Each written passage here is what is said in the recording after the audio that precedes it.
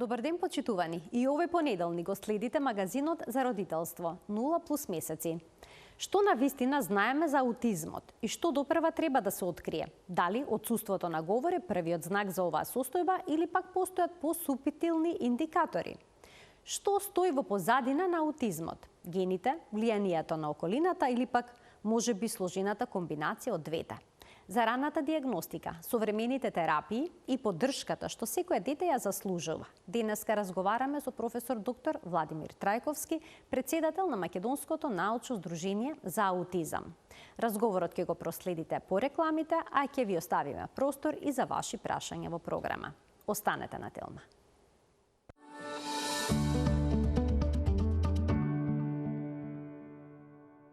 Во магазинот за родителство 0+ месеци овој пат зборуваме за аутизмот со професор доктор Владимир Трајковски, председател на Македонското научно здружение за аутизам, кој што минатата недела одбележа 25 години. Професоре, добар ден, добре ни дојдовте во студиото на Телма и честитки за овој убав јубилеј. Добар ден до вас, до сите во студиото и секако до вашите почитувани гледачи. Токму така минатата недела на 22 мај прославивме 25 години. И мислам дека ова е убав повод да ги запознаеме уште некои што можеби не слушнале што е тоа аутизам. Така, аутизмот се опишува како спектар на нарушувања. Сега, што е тоа спектар? Што точно значува тој поим во описот? Да, токму така, по најновата класификација од DSM-5, тоа е на Американската психијатриска асоциација, востановена во 2013 година.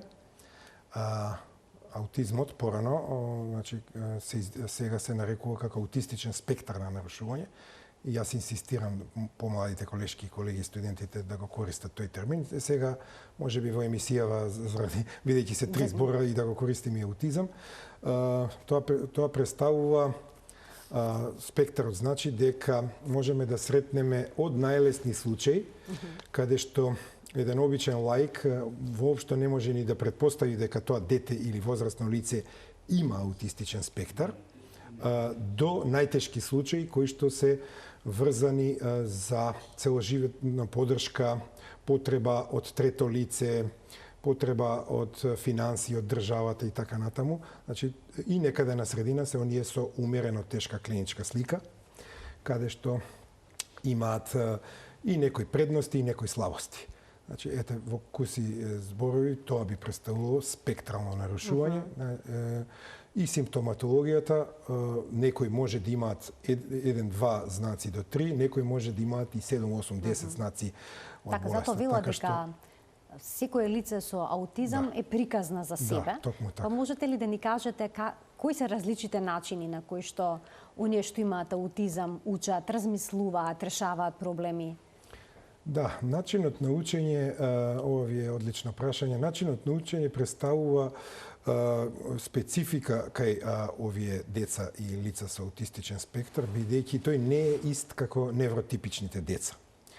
Особено децата со аутистичен спектар на нарушување имаат можат најдобро учат фотографска, имаат одлична фотографска меморија и исто така учат шаблонски многу добро. Значи во шаблони, тие секогаш сакаат да им биде представено како скица, како шема работите. Учат добро кога им се издаваат наредби краткотрајни, без не сакаат многу долги и сложени реченици, туку кратки, јасни, едноставни дирекции каде што од нив се бара нешто или сакате да им укажете на нешто. Нивната меморија, како што кажав, најмногу се концентрираат и затоа во текот на учењето наставниците и образовните асистенти и секако моите студенти по специјална едукација и рехабилитација го знаат тоа, дека треба да им се пристапи со визуелни слики, односно визуелно учење преку често пати, особено за невербалните деца кои што немаат говор, се користи таа порано повеќе ПЕКС метода, учење преку слики, символи, знаци, каде што целиот стан, например, во станот целиот дом е облепен со сликички и детето ги има тие сликички и вади, сака, например, да јаде или сака да оди во тоалет и покажува на родителите. А во поново време се користат тие методи на алтернативна и аугментативна комуникација или на англиски AAC, или на македонски би било ААК, каде што на таблет или на мобилен или на некој друг уред, детето има специализирани програми и тука притиска на едно копче и кажува што сака, например. Така, значи новите технологии помагаат во комуникацијата. Во секој случај, да, во секој случај, на оние што не се комуникативни. Сега друго е, можеби ќе прашате, друго е во однос на симптоматологија, се зависи од тоа какви симптоми има детето и не се пременуваат кај сите исто, така. ист вид на третмани. Да започнеме со првите знаци, односно првите симптоми. Обично кога зборуваме за препознавање на аутизмот, асоциација ни е отсуство на говор.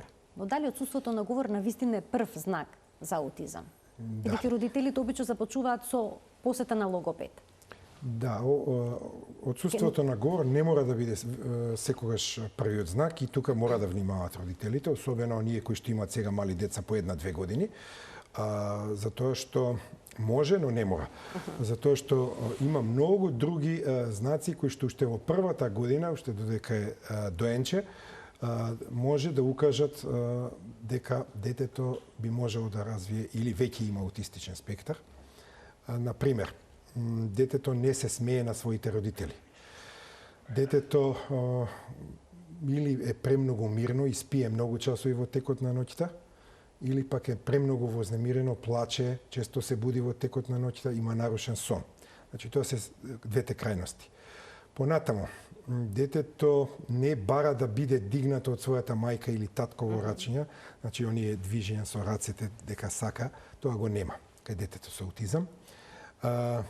Детето не се одзива на неговото име кога ќе го повикате.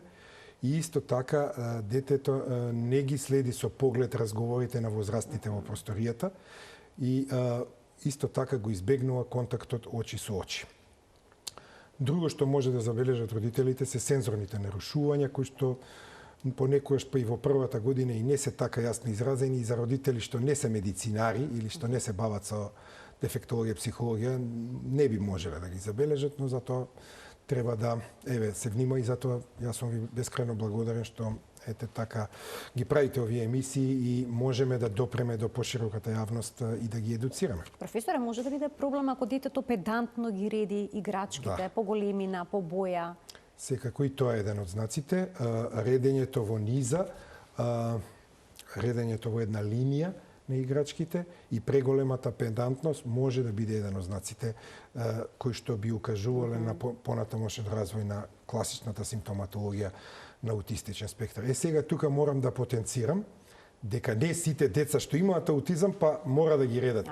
Затоа што кај мене кога ќе дојдат некојаш на советување родителите, ќе каже и родителите најтешко прифаќаат и се помируваат со таа дијагноза, ќе каже мајката на пример детево мое не ги реди во низа, не е аутизам. Значи не мора да ги реди. Сите деца што имаат аутизам, некои може и да не ги редат така како една линија или во една боја во низа, како вовче, на пример, обично тоа е типично, но не во 100%, се разбира.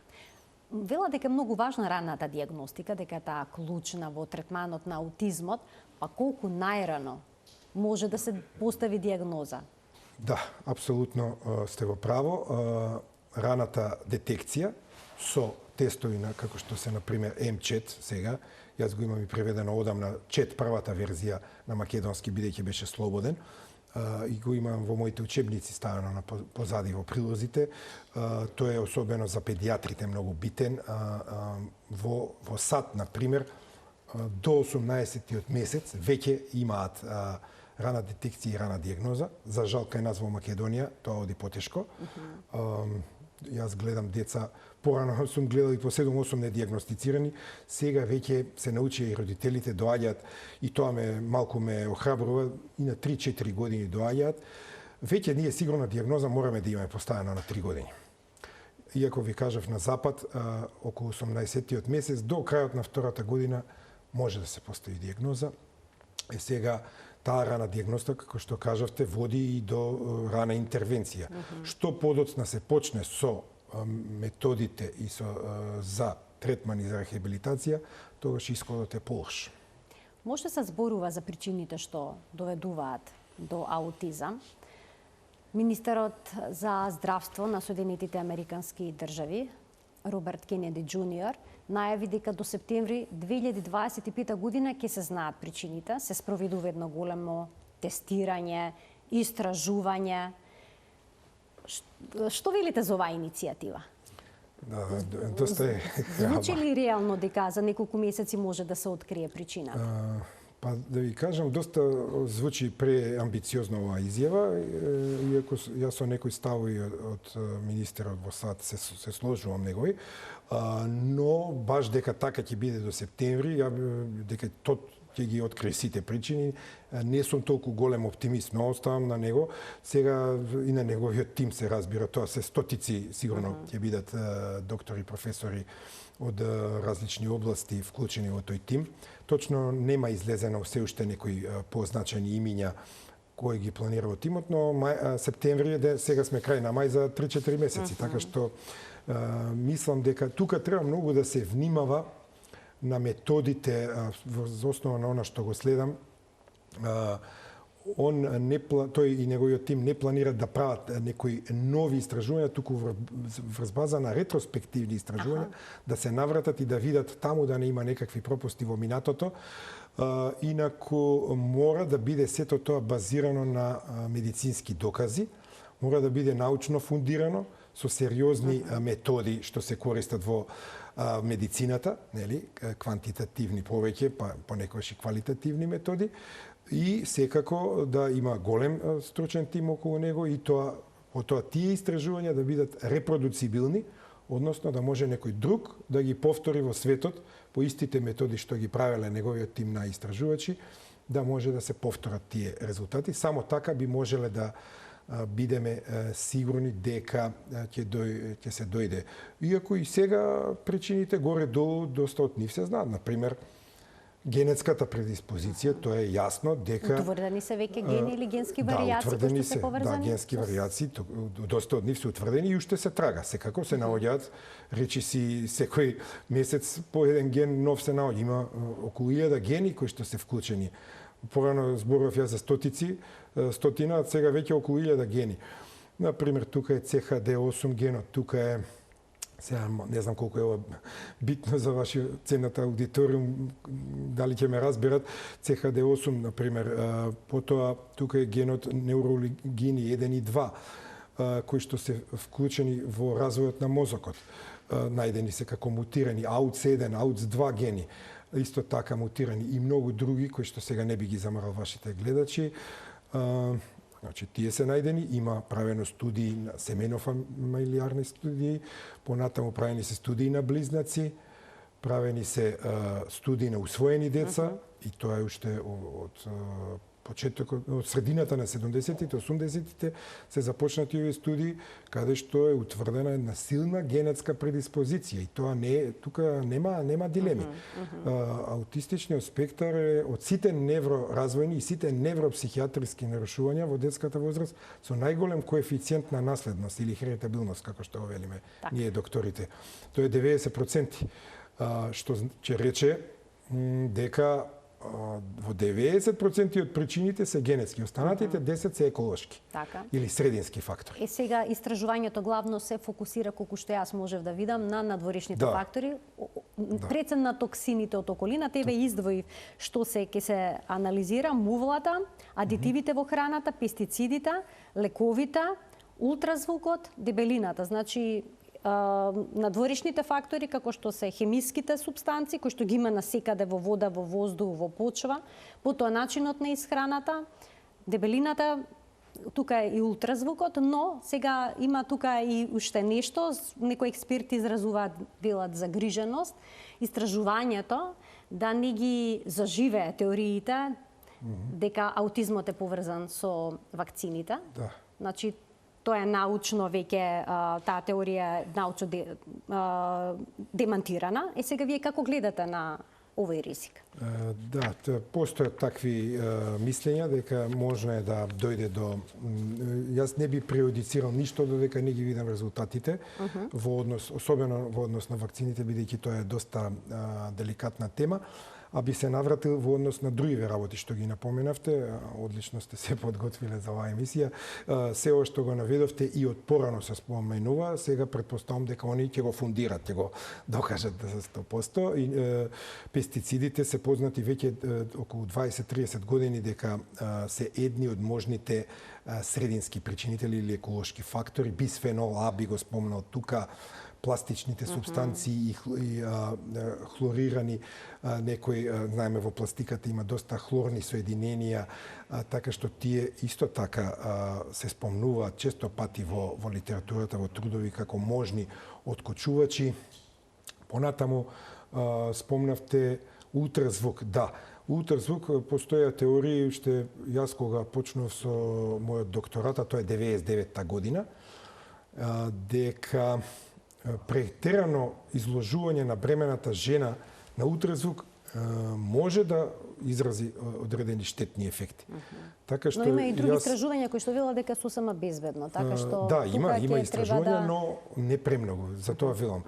Токму колку што гинекологот акушер кажал, толку. Значи да не се претерува. Да, има некои жени сакаат секој месец да одат на ултразвук. Тоа не е оправдано според мене. И сега и ултразвукот секако не е докажан, се уште не е докажан. Јас го оправдувам истражувањето на министерот на САД господинот Кенеди во тој дел да видиме што ќе откријат. Понатаму во однос на тешките метали.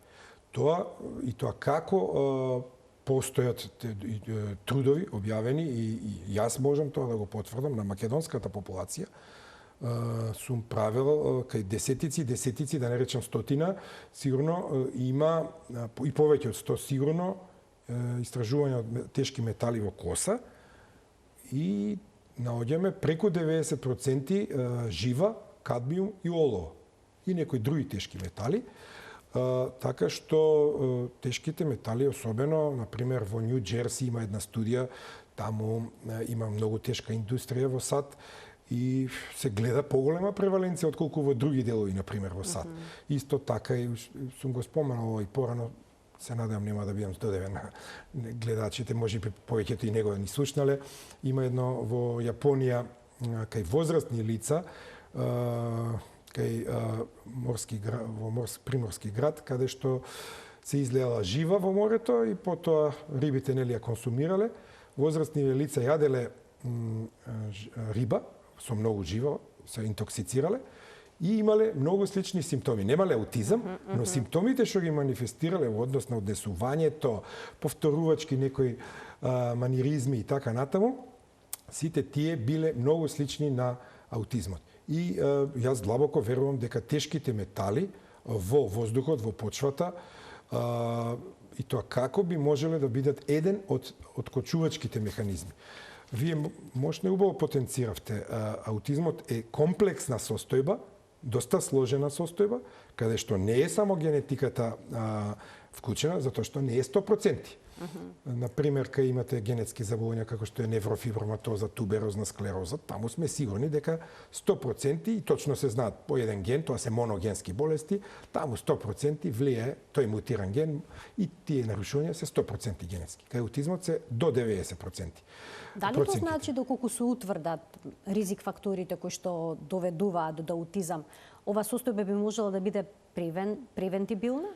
Или не? Па и сега е превентибилна, но се уште немаме сигурни... Ако генетиката има некоја силно влијание, сепак очигледно се тие фактори што ги активираат гените. Малку можеме да влијаеме, да, и сега во однос на адипозноста, и тука морам да кажам дека добро го нотиравте тоа, исто така утврдено е дека по-крупни родители, особено мајките и возраста, да ве дополнам, возраста, татко над 40 години има 1,5 до 2 пати поголем ризик да добие дете со аутизам отколку татко на 25 години.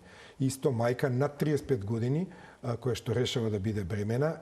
Тоа не значи дека сега сите жени што решиле да раѓаат на 35 години ќе имаат аутизам, туку имаат околу 1,2 до 1,5 поголем ризик од оние мајки кои што на 20-25 години сакаат да бидат мајки. Исто така, ова не значи дека не може млада мајка да добие дете со аутизам. Среќаваме ние примери и кај, ама тие се многу поретки, се разбира. Кај жена од 25 години која што има дете, Но тука е пак генетиката има огромно влијание. Адипозноста, значи ја споменав, тука фталатите исто така како делови од пластиката имаат влијание како средински фактори. Болестите на мајката, тука морам да ги напоменам. Значи, како што кажавме, адипозноста, диабетот на мајката, ниското земање на фолна киселина и значи дефицит во серумот на фолна и на витамин D3. Затоа ја инсистирам многу кои ќе дојдат кај мене на консултативни прегледи, инсистирам и мајките пред да решат да станат бремени, да земаат витамин D3, па дури до 2000 интернационални единици. Тоа се од 600 до 2000 интернационални единици се движат тие дози, а особено па децата кои што веќе имаат аутистичен спектар, тоа и доживотно им кажувам да си земаат, па дури во летните месеци, затоа што ние покрај тоа што сме сончева земја, нели 200 денови во годината, сепак имаме дефицит, да, и многу од нашите луѓе во Македонија треба да земаат витамин дури во лето. Дури во лето. Особено ако докажат со земање на крв дека се во дефицит. И сега, дали аутизмот оди рака под рака и со одредени здравствени проблеми, со некои болести? Да. Бидејќи често пати децата кои што имаат аутизам се жалат на стомачни тегоби, имаат проблем со столицата, или запек, или диареја, болки во стомакот. Така. За жал, многу и од докторите ова не го знаат, но сега ние како здружение што постоиме 25 години, често зборуваме и на стручни собири, и на одредени, ако ме повика некоја фармацевска куќа, па кога држам предавања за лекари, гледам понекогаш малку бледо ме гледат некои, уште не ги знаат овие работи, бидејќи за жал не се учи ова на медицински факултет. Значи многу малку се учи за аутизам или воопшто не се учи.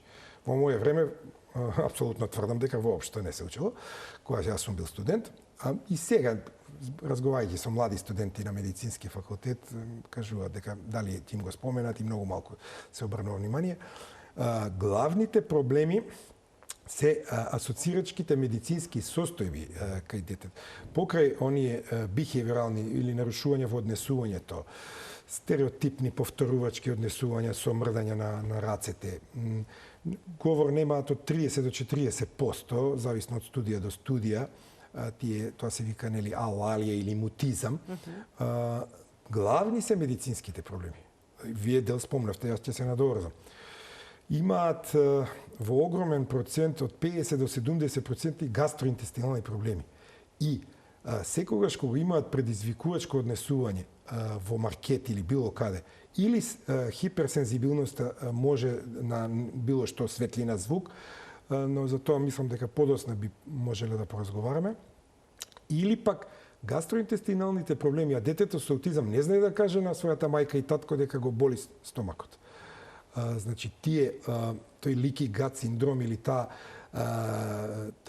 поврзаност помеѓу цревата и мозокот се како брат и сестра. Тој има силна поврзаност и доколку дојде до оштетување на цревната бариера, тогаш поминуваат разни токсини во серумот, лесно стигнуваат до мозокот и го оштетуваат. Значи мора да се биде и многу децата и во светската популација и во нашата, родителите кога доаѓаат на преглед ќе ви кажат или има обстипација или има пролив, диареја. И сето тоа треба да се решава. Многу од нив имаат кандида албиканс, што е патогена габа. И тоа мора да се решава. Мора да се даваат пробиотици, ако се докаже габа, мора да се уништи со нистатин или со други антигабични средства. Мора пробиотици да се даваат. Имаат дел децата проблеми со сонот, не спијат. Со сонот, да. Друг проблем е проблемот со сонот, слабото спиење, честото будење или тешко да влезат во сон. И на некои деца им треба повеќе од половина час да заспијат.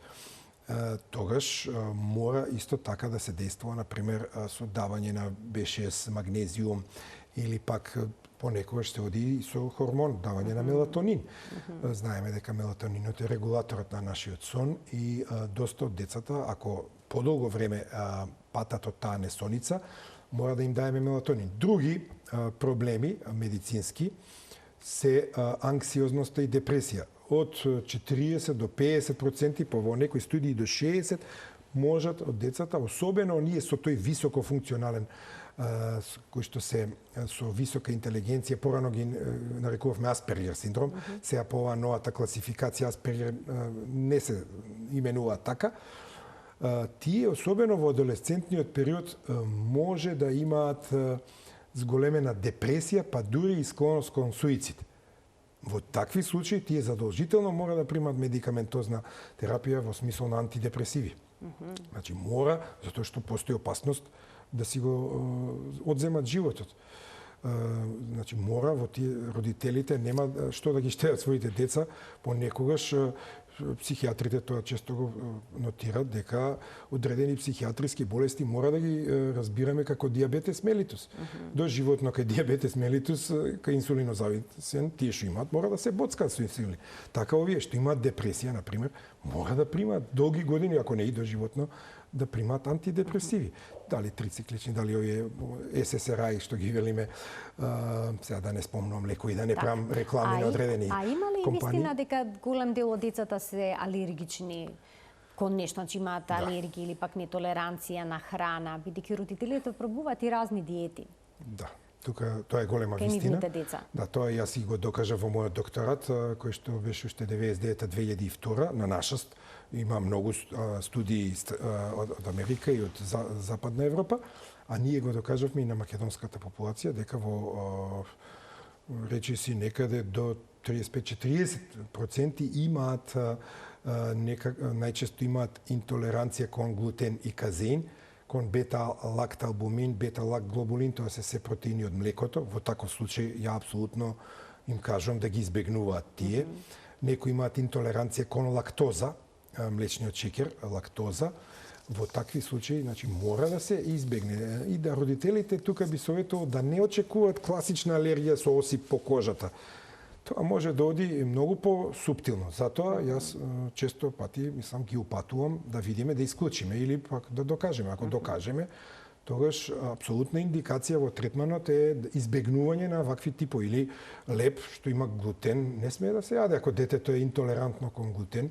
Доживотно не смее, или смоки, не смее ни милиграм да внесе, што се вели, од глутен, затоа што тоа дополнително, како што кажав, се создаваат тие имаат цревна дисбиоза и се создаваат казеоморфини и глутеоморфини, кои што се едни интермедиерни делови на нашиот метаболизам и тие потоа действуваат токсично во централниот нервен систем, нашиот хепар, тоест на децата со аутизам, не може добро да ги обработи, бидејќи имаат и на ниво некои од децата на ниво на црниот дроб имаат оштетувања и токму заради тоа се и тие покачувања во нивната коса на жива, на олово. Значи, а каков е нивниот животен век? Животниот век е малку скратен. Значи, не е како кај општата популација. Тешко е да видите вие лице со аутистичен спектар што има 90 години или 85. Значи е намален за 10-20 години, најмалку е намален животниот век, иако тоа не исклучува дека некој може да доживее 70 години, например. Што е проблем тука? Сега, тука зголемениот морбидитет и зголемениот морталитет. Например, немаат дете со аутистичен спектар не чувствува опасност кога возило доаѓа, кога треба да премине улица, и може да биде прегазено.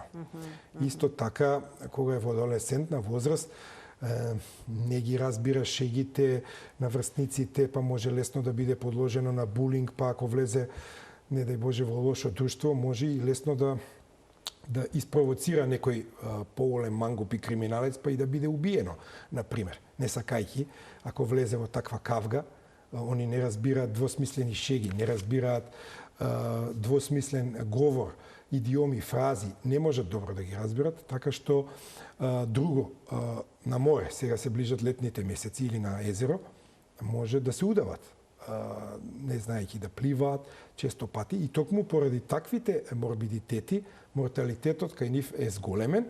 Според одредени студии, до 317% е поголем кај лицата со аутизам отколку кај општата популација. Значи, тоа се убиства, самоубиства, опасност, давење и исто така овие болести што ги наведов, често пати кога сме кај коморбидитети, да кажам дека имаат И самите деца, а и во нивното семејство, зголемен на преваленција на автоимуни нарушувања. Од типот на склеродерма, од типот на системски лупус еретематодес, реуматоиден артритис, често пати имаат во семејствата или самото дете проблеми со тироидејата, хипотериоза на автоимуна основа, значи има автоимуни и во мојот докторат исто така и тоа го докажавме дека доста имунолошките, има огромни имунолошки нарушувања кај и автоимуни кај популацијата на лица и деца со аутистичен спектар нарушување. Вела дека има вистинска епидемија на аутизам. Што говорат бројките? Колку често се јавува и каква е ситуацијата кај нас? Да, таа вистинска епидемија, тоа веќе се говори 25 години за таа епидемија. Дали навистина е зголемен бројот на деца со аутизам или едноставно почесто и побрзо се дијагностицираат поради И двете. И двата фактори играат улога. И со зголемување на медицинските знаења и медицинската технологија во дијагностиката, а исто така и самата состојба е многу почесто. Например, сега излезе Центарот за контрола на болестите од САД со фрапантни бројки, 1 на 32. Тоа е повеќе од 3% значи новородени, на секој 32 деца едно ќе развие аутистичен спектар. За САД говориме, за Европа се малку помали тие бројки, околу 1%, значи едно дете на 100 се вели, али во САД ова се официјални податоци од Центарот за контрола на болести, тоа се огромни бројки. Например, вие имате во 2000 година, тогаш бројките беа 1 на 200 или 1 на 166 деца. Сега има, значи, алармантно зголемување на преваленцијата на аутистичен спектар и тоа е реално така и плюс, како што кажав, значи, медицинарите се повеќе и повеќе се сознаваат за оваа проблематика, добиваат поголеми знаења и можат полесно да препознаат. Порано може би го ставале во некои други дијагнози, како што е интелектуална попреченост, иако коморбидитет има и не го споменавме и тоа, бидејќи времето ни е ограничено, има многу други коморбидитети, се разбира, не само овие што ги кажав. Според постарите студии, до 75% од децата со аутизам има интелектуална попреченост. По поновите студии малку се намалува таа бројка, околу 50%. Порано биле ставани во таа дијагноза, не се осврнувале многу докторите, ќе го крсти дека интелектуална попреченост или не да боже шизофренија, иако се две комплетно различни состојби аутистичен спектар со шизофренијата, но понекогаш, ретко, можно е да идат и во двојна дијагноза. Значи, детето не е исклучено и да има и аутизам и шизофренија. Иако ретко се среќа тоа. Морам да признам дека еве во Македонија ја не сум го видел тоа, но во литературата се споменува дека и тоа е можно да има две дијагнози. Но различни се и аутизмот. Има ли кај нас национален регистар колку лица со аутизам живеат на овие простори? Тоа е мојата борба, веќе 26 години како се занимавам со аутизмот и 25 години како постои нашето здружение, но се уште здравствените власти немаат чувствителност да го останат тоа, дали се работи за сиромашна држава и немање на пари, за да се воспостави тој регистар. Ние како здружение секогаш апелираме и вака преку вашите емисии. Гледате како се менуваат министрите, даваат оставки или ги менуваат премиерите, така што има податок дека околу 10 министри се сменети за, не знам, за помалку од 10 години за здравство, така што дали тие имајќи некои други поголеми проблеми за решавање, па аутизмот го ставаат на маргините, што за мене е неоправдано. Не успеале, но еве, го користам вашиот медиум да апелирам да следниот министер, не знаеме кој ќе биде, за здравство, да, ни сум пратил и писма се и веќе се откажа. Така, да ги видиме бројките. Кога бев на националниот регистар е многу важен за да вие планирате здравствени мерки понатаму, за да планирате образование. Значи, тој регистар, национален регистар е многу битен, значи, да знаете понатаму колку наставници ви требаат специјални едукатори, колку образовни асистенти, колку државата треба да одвори пари, например, за давање на суплементи. Суплементите и тоа како помагаат? Не го лечат, да не ме разберат вашите гледачи погрешно, не можеме да го излечиме ние аутизмот, но суплементите и тоа како имаат помогнато на многу деца, бидејќи помагаат во зрењето на мозокот, помагаат во интерконекцијата, во нервните импулси, едноставно виден е голем бенефит, но не само тие се разбира, тука доаѓаат и други методи во третманот и рехабилитацијата.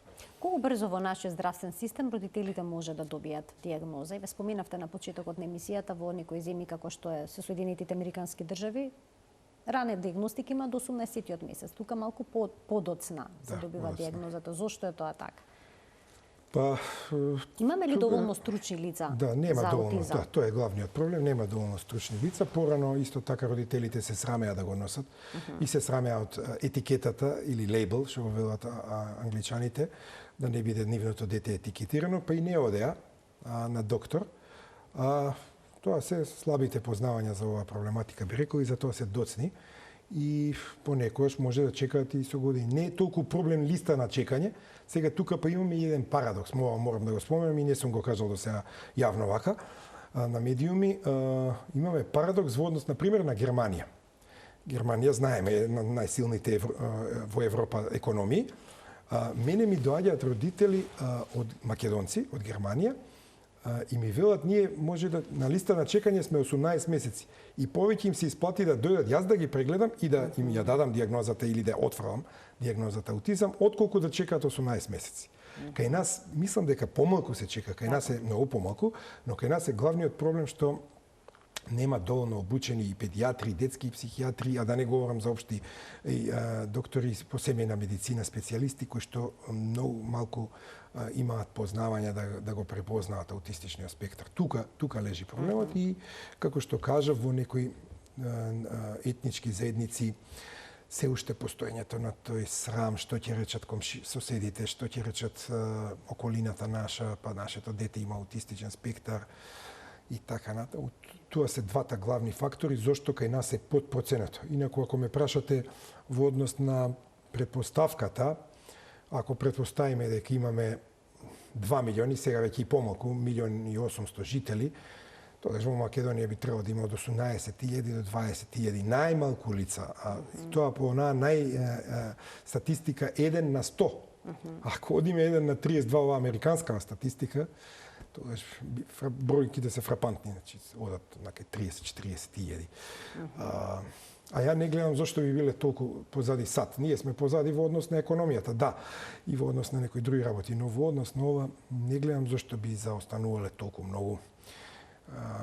Значи, верувам дека и кај нас, но кога би имало таков регистар, би ја знаеле дали е 1 на 50, дали е 1 на 100. Сега може се само да се нагаѓа. Да, сега јас што правам, тоа се вели во статистиката, статистичка екстраполација врз основа на овие светски бројки, правам таа статистичка екстраполација за македонското општество и велам, најмалку 20.000 имаме сигурно. Од кој што јас сигурно сум поминал на 1.000-2.000, сигурно најмалку деца. Што им советувате на родителите? Што да преземат, како да работат со своето дете пред да добијат конечната дијагноза? Можат ли во тој период нешто да направат? Па да, секако можат, она што треба да го направат, мора веднаш да појдат на лекар, да речеме, или на педијатар, да појдат и да си бараат. Но некогаш не се сигурни дали е аутизам или не е аутизам. Дали раната интервенција би помогнала и во случај кога нема конечна дијагноза? Да, може да помогне, секако, но убаво е да има дијагнозата, а убаво може да оди и на рана интервенција, да се отпочне со тие рани стимулативни вежби. Јас тоа го оправдувам секако, но паралелно со тоа да тече и процесот на дијагностика. Рани стимулативни вежби кај специјален едукатор и рехабилитатор, прво таму, па дури потоа на логопед. Затоа што логопедите мора да имаат едно добро подготвен терен, така го велат они. Значи, прво дефектологот да малку да поработи, да детето стане малку повеќе свесно за себе, затоа што имате вие деца кои што се тотално во свој свет. И треба многу работа за да допрете до нив. Особено во првите 2 години од животот. Значи, буквално и самите родители го признаат тоа. Вика, моето дете, како да не е, вика, во нашиот свет. И навистина не е. Со многу работа, со многу интензивна работа, може да се помогне, да се малку детето да стане посвесно за себе, за околината околу себе и има многу добри резултати кај одредени деца, кај оние што се во полесниот дел од спектарот, може да се постигнат многу добри резултати. А што говорат истражувањата за менталното здравје на родителите кои што имаат дете со аутизам? Да. Споменавте дека многу тешко ја прифаќаат дијагнозата. Ова е можно интересно прашање. Тука менталното здравје исто така е почесто нарушено отколку кај општата популација, кај оние родители што имаат по 1, 2, 3 невротипични деца. И тоа драстично е нарушено повеќе кај овие. Значи, тука доаѓа често пати и кај самите родители до депресија, до силна анксиозност. Тие се често пати посетители на психијатриските ординации или клиники за да земаат, да барат помош. Понатаму многу чести разводите во вакви семејства. Јас ги гледам и во Македонија. Чести се заради тоа што постои обвинување кој е виновен, дали е мајката или таткото, па од каде ги влече гените, понекогаш дури на тоа ниво има обвинување, што не е добро. Никој не е виновен за тоа што какви гени носи од предците своји. Така, јас за тоа ги советувам и родителите да не се обвинуваат меѓу себе, а кој е виновен. Од едната страна сигурно ги носи гените. Тоа не може или од таткото или од мајката ги носи гените, кои што се мутирани, односно се со варијација, да кажеме поново, некаква варијација во ДНА молекулот, мора да постои таа варијација за да се манифестира еден мозок кој што функционира малку на поинаков начин. Инаку, кога сме веќе кај дијагностика, постојат возрастни лица со аутизам, па и родители кои што аутизмот го сваќа, тоа е таа теорија на невродиверзитет. Како малку поинаку дека функционира, дури не сакаат да им биде поправена таа состојба. Велат дека добро е вака, ние ќе си останеме малку поинакви од другите и не сакаме биомедицински третман, не сакаме други видови на третмани, бихевиорални третмани или учење на социјални вештини и така натаму. Така што тука, па и ние како здружение во пандемијата имавме еден проект од една банка, да не го спомнам името, да не правам реклама. Само инициативно, што е многу чудно денеска во Македонија, некој да ви понуди одредена сума, сега тоа не беа кој знае колку средства, да поддржиме родители преку Skype, јас, например, давав совети, консултации, психосоцијална поддршка исто така, која што беше многу битна во ковид времето, 3 години или траеше пандемијата. Во таква изолираност кај што бевме сите, многу особено ги погода децата со аутизам, да не може ги погоди многу, не може да ги прават оние секојдневни рутини, нели имаше и забрани за движење, па некој дете навечер кога беше оној полициски час, детето е навикнато, на пример, во 10 часот да шета навечер и мора во 10 да излезе. А во тоа време имаше полициски час и тоа беше голем проблем. Така да тука многу страдаше менталното здравје и на самите деца, а и на родителите, и тоа е континуирано. И вон пандемија, континуирано, мислам, треба да водиме грижа за нивното ментално здравје. Само да ги поканиме гледачите. Секако. Очудувани можете да се вклучите во програма. Инаку има родители кои што постојано трагаат по лек, патуваат во странство, прават секакви истражувања. Што би им порачале? Да, токму така даваат и по 20-30 илјади евра и повеќе некои. Тие што се поимотни. Ти третмани со матични клетки. Да, со матични јас тоа не го оправдувам. Матични клетки за сега нема evidence base, значи нема докази дека навистина се знае матичните клетки помагаат кај хематоонколошките заболувања, коскени срцевини, леукемија, лимфоми и така натаму, тука да. Но кај аутистичниот спектар, јавен апел, ако ме слуша некој, ако ми верува, а јас 26 години го работам ова, најмногу во Македонија, да не испадне сега дека сум нескромен, да не веруваат на тие, бидејќи на вистина $20,000 од предика. Јас прашав, чини еден третман таков во Турција, не може да добијат речиси никакво подобрување или да има минимално подобрување, тоа може би да е последица на некој друг вид на третман кој што има. А секако јас има одредени видови третмани кои што може да доведат до подобрување. Например, има одлични резултати. Ние сега имавме еден скоро вебинар, Сдруженијето организиравме за претежно за родители, тоа го држеше една мајка што оди во Белгија, на томатис методот се вика. Тој метод тие постојат преку 50 години и нејзиното дете за година и нешто била 7-8 пати таму, има подобрувања. За година дена има доста добри подобрувања, така што за некои видови на третмани јас одобрувам да се оди во странство. Но не за се што се нуди Да, на не за интернет, било може што, се и да, се што да. да се најде. Имаме гледач, ќе му дадеме предност. Добар ден. Добар ден. Повелете. Јас имам внуче, 17 веќе 18 година, со аутизм и ново проблематичен, најново вечер не спи, ден не спи. И уш од 3 годинки носен на Скопје, нешто некак не на идеја, а многу агресивен, не сака луѓе, кај него се сака да сам.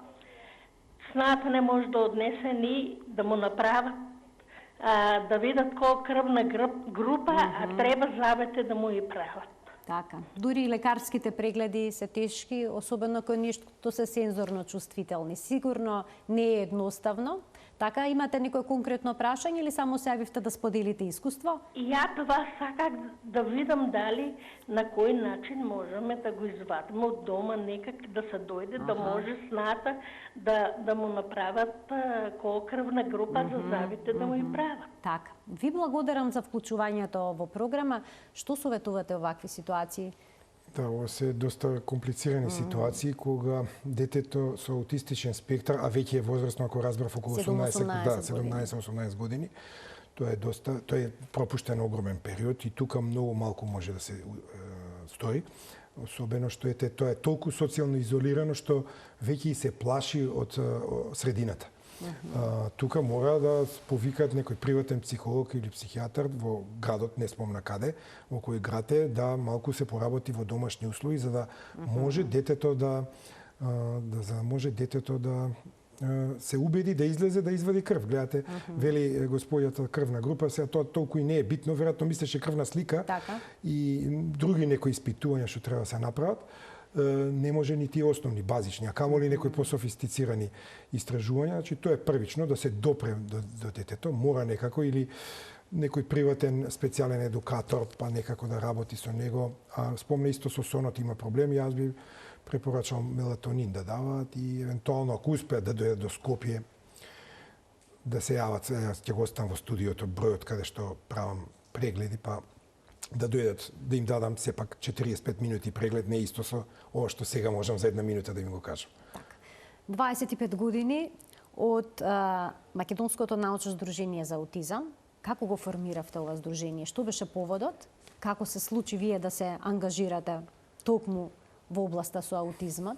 Да, многу интересно прашање. Обично и тоа не ме ни прашуваат, али секоја чест ме погодивте, баш ова е веќе и лично, интимно прашање. Па, искрено да ви кажам, јас магистрирав во 99-та година, веќе бев работен како помлад асистент на Филозофскиот факултет на Институтот за дефектологија тогаш.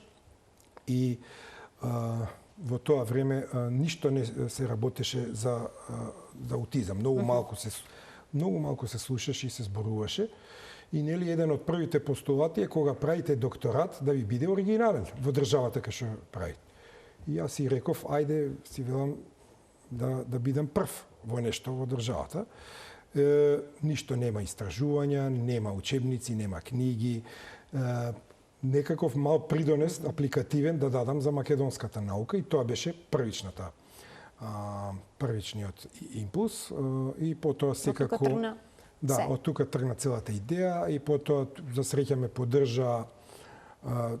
Отидов кај професорот Мирко Спировски на медицински факултет да му побарам менторство, бидејќи јас сум медицинар, но не работев таму во тој период, туку бев веќе млад асистент 2-3 години на дефектологија. И он, за моја среќа, па и за него би рекол, бидејќи потоцна, он тогаш во тоа време почна да го развива Институтот за имунобиологија и хумана генетика. И подоцна ни се придружи покојниот професор Љупчо Едински, како идеја ние бевме основачи и уште двајца во основачите, морам да ги споменам тука. Во тоа време беа доценти доктор Кристин Василевска, познат епидемиолог, веќе во пензија, и во тоа време доцент доктор Драгослав Копачев, познат психијатар, и ние бевме јадрото основачите, и на 22 мај 2000 година го основавме со седиште, една година ни беше на медицинскиот факултет, потоа го префрливме седиштето на филозофскиот факултет и така почна таа цела приказна. Имаше на основачкото собрание околу 15 колеги и колешки бевме. И нели многу луѓе влегоа, излегоа, но вие сте формира некој тука. Формира собствени здруженија и така. Имаме гледач, јас не знам дали имаме време да го вклучиме, бидејќи гледам се одбројува 1 минута и 40 секунди до крајот, но и веќе му дадеме можност бидејќи причека. Добар ден за него. Се исклучил гледачот, добро. Јас ви благодарам многу за вашето денешно гостување во магазинот за родителство 0+ месеци, што проговоривте за оваа тема детално, и ви посакувам успех и во понатамошната работа на сето она што е дел од како точно е Македонското научно здружение за аутизам. Така? Да, така. Ви благодарам јас за тоа што ја популаризирате оваа проблематика. Секогаш нели сте што се вели како на топ тема, иако вие имате нели во вашата телевизија друга емисија, но во делот на медицината ги погодувате топ темите, и ова е ваше можеби трето гостување, и навистина сум благодарен што давате популаризација за она што го работиме ние во здруженијето. И ви посакувам исто успех со ваша емисија, која што знам дека е доста гледана. Ви благодарам, професоре. Се гледаме повторно, а ќе им се заблагодарам и на гледачите што и денеска беа дел од оваа емисија. Почитувани, гледајте не, следете не секој работен ден на Телма во 12 часот и 50 минути. Пријатно.